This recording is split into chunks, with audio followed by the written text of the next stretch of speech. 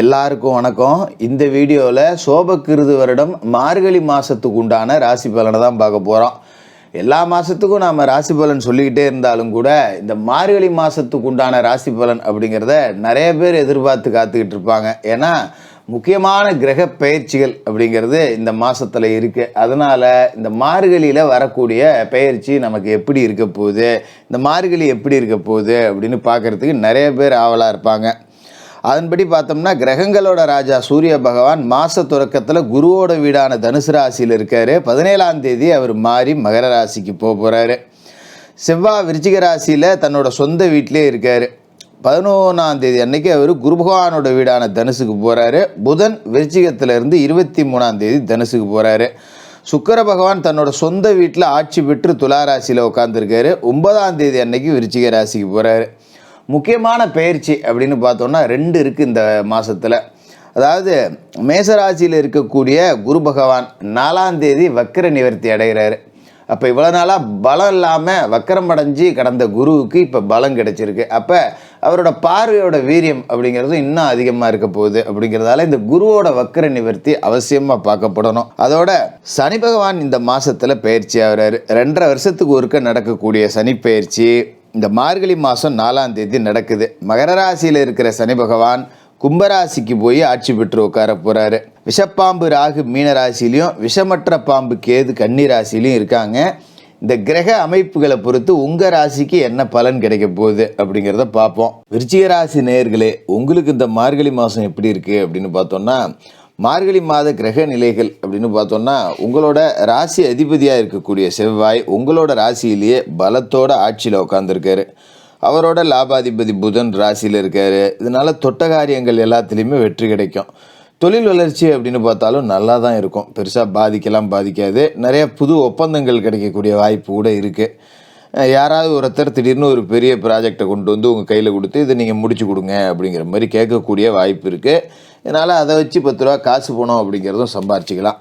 இந்த மாதத்தில் சனி பயிற்சி அப்படிங்கிறது இருக்குது. உங்களோட ராசிக்கு சனி பகவான் இது நாள் வரைக்கும் ரொம்ப அற்புதமான இடத்துல இருந்தார். 3ஆவது இடத்துல தைரிய வீரிய சனியாக இருந்துட்டு இப்போ 4ஆவது வீட்டுக்கு போக போகிறாரு. அர்த்தாஷ்டம சனி அப்படிங்கிறது உங்களுக்கு ஆரம்பிக்க போகுது மார்கழி 4ஆம் தேதி வாக்கிய பஞ்சாங்க ரீதியாக. பயப்பட வேண்டியதில்லை. இருந்தாலும் சுகஸ்தானத்தில் சனி பகவான் அடி எடுத்து வைக்கும்போது கொஞ்சம் ஆரோக்கியம் அப்படிங்கிறது நல்லாயிருக்கும். இதை நாம் யோசித்து பார்த்தோம் அப்படின்னா பரவாயில்ல, உடம்பு நல்லா இருந்ததுன்னா மனசும் தெம்பாக தான் இருக்கும் அப்படிங்கிற ஒரு தன்னம்பிக்கை உங்களுக்கு கிடைக்கும். நிறைய ஆதாயம் தரக்கூடிய தகவல்கள் அப்படிங்கிறது உங்களை தேடி வரக்கூடிய வாய்ப்பு இருக்குது.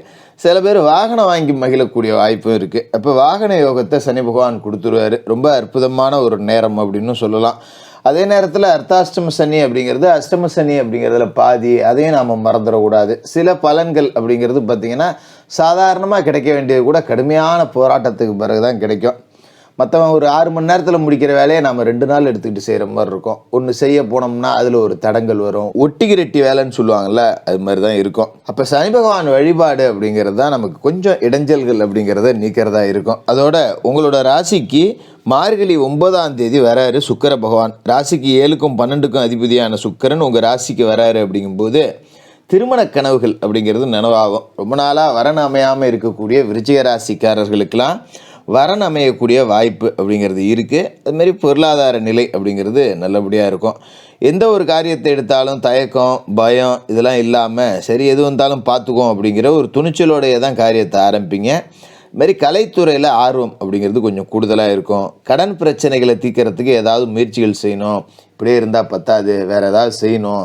வர்ற காசு நம்ம செலவுக்கே சரியாக போகுது, 10 ரூபா கடன் அடைச்சி மிச்சப்படுத்தணும் அப்படின்னா வேறு ஏதாவது செய்யணும் அப்படின்னு யோசிக்க தொடங்குவீங்க. இருந்தாலும் அர்த்தாஷ்டம சனி இருக்கும்போது நம்ம கொஞ்சம் புது முயற்சிகள் அப்படிங்கிறது செய்யாமல் இருந்துக்கிறது நல்லது. இதுமாரி இடம் பூமி தொடர்பான விஷயங்களில் கொஞ்சம் தாமதம் இருக்கும். ஒரு இடத்த விற்றுவிடலாம், இல்லை ஒரு இடம் வாங்கி போடுவோம், இல்லைனா பாக பிரிவினை செய்யாமல் இருக்குது பூர்வீக சொத்தில் பாகம் வெட்டுவோம், இப்படி ஏதாவது யோசிச்சிங்க அப்படின்னா அது அமையாது, இழுத்துக்கிட்டே கிடக்கும். அதோட குரு பகவான் வக்கர நிவர்த்தி அடைகிறாரு. அதாவது மார்கழி 4 சனிப்பெயர்ச்சி என்னைக்கு நடக்குதோ அன்னைக்கே குரு பகவான் வக்கர நிவர்த்தி அடைகிறாரு. ராசிக்கு 2க்கும் 5க்கும் அதிபதியான குரு வக்கர நிவர்த்தி அடைகிறாரு. அப்படிங்கிறதால ஓரளவுக்கு தனவரத்து நல்லா இருக்கும். ஏன்னா 2ஆவது வீட்டுக்கு அவர் அதிபதி இல்லையா, அப்போ தனவாக்கு குடும்பஸ்தானத்துக்கு அதிபதியாக இருக்கிறவர் வக்கர நிவர்த்தி அடைகிறாரு. அப்படிங்கும்போது நிறைய நினச்ச காரியத்தெல்லாம் செஞ்சு முடிச்சிருவீங்க. உங்களுக்கு இன்றைக்கி என்ன தேவை அப்படிங்கிறதெல்லாம் பூர்த்தி ஆகிடும். அன்றாட தேவைகள் அப்படிங்கிறதுல எந்த விதமான கஷ்டம் இருக்காது, ஒரு பாக்கி சாக்கி அந்த மாதிரிலாம் இருக்காது. எல்லாத்தையும் சரி பண்ணிடலாம். அதுமாரி வெளிநாட்டிலேருந்து ஆதாயம் தரக்கூடிய தகவல்கள் வரக்கூடிய வாய்ப்பு இருக்குது. யாரோ நண்பன் ஒருத்தன் இருக்கான், கூட்டாளி ஒருத்தன் இருக்கான், ஒரு வெளிநாட்டில் இருக்கான், என்னையும் கூப்பிட்டுக்கிறேன்னா, விசா அனுப்புகிறேன்னா, இந்த மாதிரி ஏதாவது காத்துக்கிட்டு இருந்தீங்கன்னா அதில் வெற்றி அடையக்கூடிய வாய்ப்பு அப்படிங்கிறது இருக்குது. இருந்தாலும் 6வது வீட்டில் குரு இருக்கார் அப்படிங்கிறத நம்ம மறந்துடக்கூடாது. 6ல் குரு அப்படின்னா ஊரில் பகை. அப்போ தேவையில்லாமல் அடுத்தவன் பஞ்சாயத்துக்கு நம்ம போகக்கூடாது. அண்டை இயலார் வகையில் நிலப்பிரச்சனை வந்தது அப்படின்னா கொஞ்சம் விட்டு கொடுத்து போகணும். நம்ம நிலத்தை அளந்து வேலி போட்டுக்கிறது தான் நமக்கு பாதுகாப்பு. தேவையில்லாமல் சண்டை வெட்டிக்கிட்டு இருக்க வேண்டியதில்லை. அதோட ஒரு டீ கடைக்கு போகிறோம், ஒரு காப்பி கடைக்கு போகிறோம், 4 பேர் உட்காந்து அரசியல் சினிமா ஏதாவது வாக்குவாதம் பண்ணிக்கிட்டு இருப்பாங்க. அங்கே போய் நம்ம குறுக்க வாய விடக்கூடாது. எவனோ கடை கட்டு போகிறான், நம்ம வேலையை நம்ம பார்ப்போம் அப்படின்னு இருக்கணும். எங்கேயாவது சண்டை நடந்தால் வேடிக்கை பார்க்க விலைக்கு விடலாம் போகக்கூடாது. நமக்கு தேவையில்லாத பஞ்சாயத்து அதால் வரும். திடீர்னு போலீஸ் யாரைங்க உள்ளே பூந்து நிற்கிறவனெல்லாம் 4 சாத்துவாங்க, அதில் 2 நமக்கு விழுந்து போவோம். அதனால் எவனோ எங்கேயே கடை போகிறான், நம்ம வேலையை பார்ப்போம் அப்படின்னு சொல்லிட்டு போயிட்டே இருக்கிறது தான் நல்லது.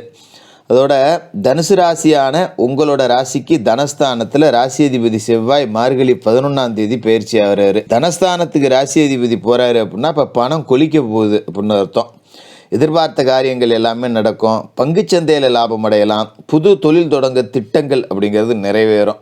என்றைக்கோ ஒரு இடம் வாங்கி போட்டிங்க அப்படின்னா இன்றைக்கி அது நல்ல விலை ஏறி இருக்கும், நமக்கு ஆச்சரியத்தை கொடுக்கும். பரவாயில்ல, சும்மா ஒரு 2 லட்ச ரூபாய் வாங்கி போட்டோம், இன்றைக்கி 5 லட்சம் கேட்குறாங்க அப்படிங்கிற அளவுக்கு வளர்ச்சி இருக்கும். அதோட உங்களோட ராசிக்கு பார்த்தீங்கன்னா ராகு 5வது இடத்துலையும் கேது 11வது இடத்துலையும் இருக்காரு. பூர்வ புண்ணியஸ்தானத்தில் ராகு இருக்காரு. அப்படிங்கும்போது பூர்வீக சொத்துல கொஞ்சம் வில்லங்கம், தந்தை வழியில் உடல் ஆரோக்கியத்தில் பிரச்சனை. தந்தையாரை ரொம்ப கவனமாக பார்த்துக்கணும். ஏன்னா இந்த ராகு 5ல் இருக்கும்போது தேவையில்லாத பிரச்சனைகள் அப்படிங்கிறத கொடுப்பாரு. தந்தையார் நல்லா இருப்பார், திடீர்னு உடம்பு சரியில்லாமல் போவோம், 10,000 5,000 செலவு பண்ணுற மாதிரி இருக்கும். இதுமாரி பிள்ளைகளுக்கு பார்த்திங்கன்னா திடீர்னு உடம்பு சரியில்லாமல் போயிடும். நல்லா பள்ளிக்கூடத்துக்கு போயிருக்கும், உடம்பு சரியில்லைன்னு வந்து நிற்கும்.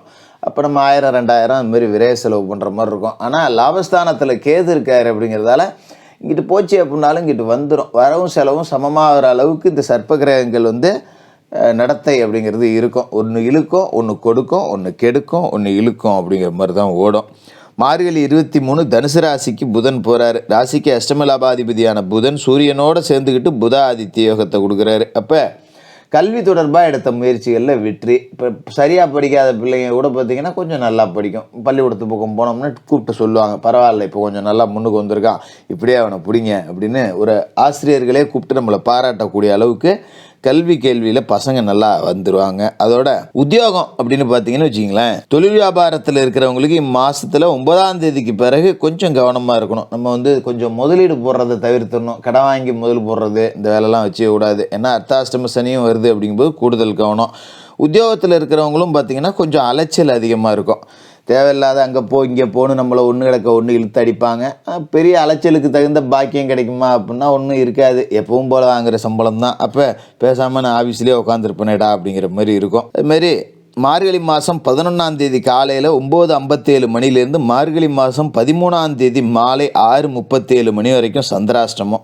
இந்த நாட்களில் கொஞ்சம் நாம் எச்சரிக்கையாக இருக்கணும், கூடுதல் கவனத்தோடு இருக்கணும். செவ்வாய் வெள்ளிக்கிழமையில் வள்ளி தெய்வானை சகிதமாக இருக்கக்கூடிய முருகப்பெருமானை வணங்குறது உங்களுக்கு அற்புதமான பலனை கொடுக்கும்.